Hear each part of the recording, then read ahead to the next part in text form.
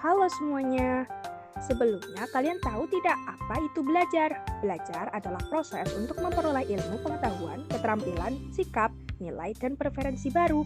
Belajar juga dapat diartikan sebagai kegiatan untuk menguasai hal tertentu atau mengubah tingkah laku. Ketika mengambil teori belajar behaviorisme, yaitu merupakan suatu proses perubahan tingkah laku sebagai akibat dari interaksi antara stimulus respon. Belajar menurut teori ini adalah suatu kontrol instrumental yang berasal dari lingkungan. Nah, dari teori ini berisi tentang perubahan tingkah laku yang terjadi karena pengalaman belajar. Belajar itu sendiri merupakan interaksi antara stimulus dan respon. Menurut teori ini, teori behavioristik dalam proses pembelajaran, belajar mengajar yang terpenting adalah seseorang akan dianggap telah belajar ketika sudah menunjukkan perubahan tingkah laku. Dari teori ini juga proses pembelajaran dapat diartikan sebagai stimulus dan respon. Nah, contoh nyata dari teori behaviorisme ini adalah ketika guru memberikan sebuah stimulus atau pertanyaan kepada anak sehingga menyebabkan respon dari anak tersebut untuk menjawab, maka kita akan menguatkan hal tersebut dengan apresiasi, bisa berupa dengan pujian ataupun hadiah, sehingga menyebabkan perubahan tingkah laku dari anak seperti introvert sebelumnya menjadi ingin lebih menjawab dikarenakan penguatan tersebut, entah berupa apresiasi ataupun pujian ataupun hadiah dari guru tersebut.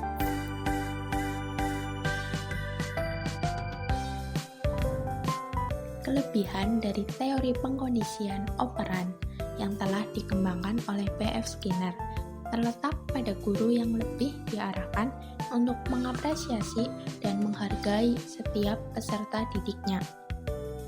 Adanya perilaku menghargai ini dapat dilihat dengan dihilangkannya sistem hukuman.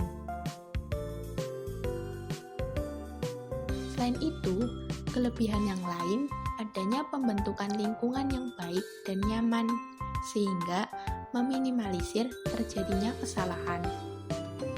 Seperti yang kita tahu, bahwa teori yang dikembangkan Skinner ini terdapat penguatan yang dimana penguatan itu ternyata bisa dijadikan sebagai motivasi bagi para murid dan para guru untuk berperilaku yang benar yang sesuai dengan keinginannya. Serta terdapat beberapa kekurangan dari teori ini, yakni tidak adanya hukuman. Tidak adanya hukuman ini bisa membuat siswa menjadi kurang memahami apa arti kedisiplinan. Hal seperti itu bisa menjadi penghambat dalam kegiatan pembelajaran. Serta penggunaan hukuman yang salah. Dalam hal ini, hukuman bukanlah suatu cara untuk mendisiplinkan siswa. Menurut Skinner, hukuman yang baik adalah hukuman yang dapat dirasakan oleh murid atas konsekuensi dari perbuatannya. Contohnya, ada murid yang sering terlambat masuk kelas, diberikan tugas tambahan untuk merangkum materi yang terlewatkan. Tugas ini tidak hanya memberikan konsekuensi atas keterlambatan, tetapi juga membantu murid mengejar ketertinggalan dalam pelajaran.